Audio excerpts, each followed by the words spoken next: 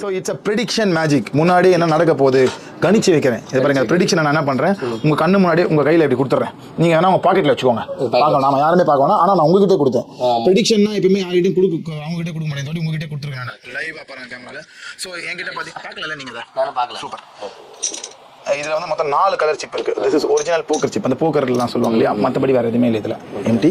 So 4 colour சிப்பை நம்ம என்ன பண்ணிட்டோம், இது உள்ளே போட்டுட்டோம். நல்லா வெல் மிக்ஸ் பண்ண போகிறீங்க. ஃபுல்லாக மிக்ஸ் பண்ணிக்கோங்க.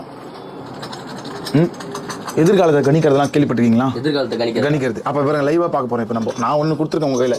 நீங்கள் ரேண்டமாக ஃபஸ்ட்டு எதனா ஒரு சிப்பை நீங்கள் பார்த்து எடுக்கலாம், பார்க்கலாம். That is your choice. எடுங்க, பார்த்து கூட எடுக்கலாம். பார்த்து எடுப்போம். பார்த்து எடுங்க. எனக்கு வந்து ஆமாம், ரேண்டமாக குத்துமதி பண்ணல. ஒயிட் அண்ட் ப்ளூ எடுக்கலாம். சரி, அதாவது நீங்கள் இதுதான் எடுப்பீங்கன்னு எனக்கு தெரியாது. நான் இப்பயும் சொல்கிறேன், மாற்றதா இருந்தால் மாற்றிக்கலாம். உங்களோட சாய்ஸ் தான். மாற்றதா இருந்தால் மாற்றிக்கலாம்.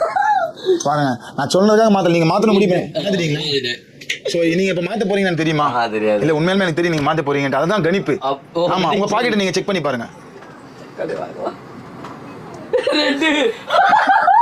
வேற லெவல். ஆமா, நீங்க ஒயிட் எடுத்தா ஒயிட் நான் சொன்னேன். ப்ரெடிக்ஷன் பண்ணிட்டீங்க. ஆமா, ஓகே ஓகே, சூப்பர் சூப்பர்.